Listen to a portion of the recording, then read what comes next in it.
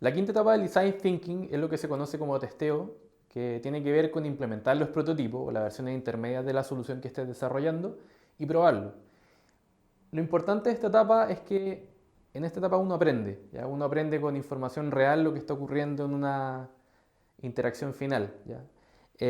Y acá lo interesante es que las pruebas que uno hace son más o menos válidas en función de cómo uno haga una prueba. En general, las pruebas que uno realiza se separan en dos grandes grupos. Está lo que son las pruebas hipotéticas y está lo que son las pruebas reales. El primer tipo de pruebas, las pruebas hipotéticas, lo que hacen es ayudarnos a responder a hipótesis del proyecto con otras hipótesis.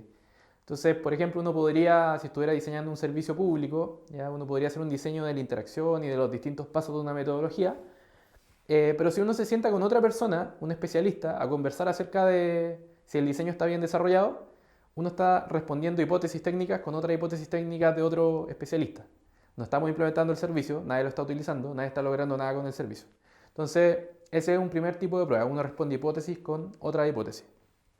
En general, en este tipo de pruebas está todo lo que son conversaciones respecto a un concepto. Entonces uno puede hacer un dibujo, por ejemplo, de un objeto y también alguien podría opinar respecto al objeto, decir, no me tinca esta terminación, no me tinca este color, pero también está desde un punto de vista de la hipótesis de la persona.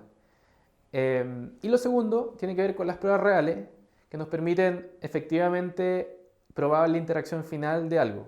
Entonces, uno también con un dibujo, a pesar de que en el anterior alguien te podría dar una opinión y esa opinión simplemente ser para ayudarte en un proceso de diseño, el mismo dibujo podría perfectamente ayudarte a tú cerrar una interacción comercial, ¿ya? Tú podrías con el dibujo perfectamente conversar con alguien y si alguien te diga, oye, el dibujo me parece fantástico, ya sé que hace objetos bien, entonces no necesito más para simplemente validar el proyecto. Así que parte con el proyecto y estamos bien.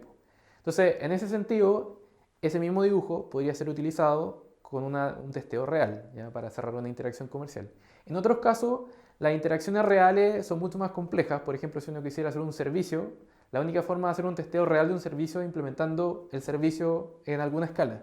Entonces, por ejemplo, si estuviera haciendo un software que es un servicio, la única forma de testear si efectivamente los usuarios utilizan las funcionalidades que estás desarrollando, el software de la manera que tienes pensado, es implementando el software. Y, por ejemplo, en el caso de un servicio, por ejemplo, en un restaurante que quisieras diseñar o en otro servicio, también lo mismo. La única forma de probar si efectivamente el servicio cumple con ciertos estándares de calidad sería implementándolo. Entonces, dependiendo del producto, dependiendo del desafío que tengas que desarrollar, es el nivel de testeo que tienes que ir desarrollando. Si es un testeo hipotético o un testeo real.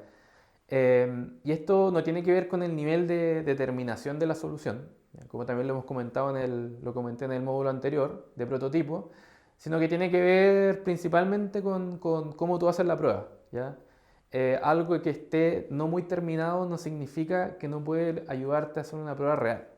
Entonces eso es importante, que cuando estés en un negocio o en el desarrollo de una nueva solución, entiendas qué es lo principal para tú poder desarrollar ese testeo. Algunas de las pruebas que se realizan tradicionalmente en este campo, ya en las pruebas, además de probar si es que algo es hipotético o real, también se hacen pruebas de distinta naturaleza, algunas más técnicas. Por ejemplo, si uno está haciendo cambio en un producto, hay pruebas que se llaman las pruebas univariables y hay otras pruebas que son multivariables, que de alguna forma uno hace un cambio en un producto y hay distintas pruebas que te permiten hacer análisis para saber si ese cambio tiene algún impacto. Y hay otras pruebas que son mejores para probar si es que hacen muchos cambios en algo. Entonces, dependiendo de lo que estés haciendo, hay distintas pruebas que te permiten hacer ese tipo de testeo. Otro tipo de pruebas que se utiliza también bastante son las pruebas funcionales y otras pruebas que no son no funcionales. Entonces, algunas pruebas simplemente se van a lo más fundamental de una solución. Por ejemplo, si el software hace esto, si el software, por ejemplo, realiza una tarea, realiza otra tarea, etcétera. Por ejemplo, en un servicio, por ejemplo, en un restaurante nuevamente uno podría decir, bueno, en el restaurante estamos sirviendo los platos, sí, ya, estamos entregando, pudiendo servir 25 platos distintos, sí. ¿Tenemos 35 personas en la cocina? Sí, eh, etcétera. Pero hay otro tipo de prueba que se llama la no funcional, que no tiene que ver con la tarea básica, sino que tiene que ver con cómo se desempeña la tarea. Entonces, el mundo ¿ya? Y el valor de las cosas no tiene que ver con que las cosas se hagan, sino que tiene que ver con que las cosas se hagan de alguna forma.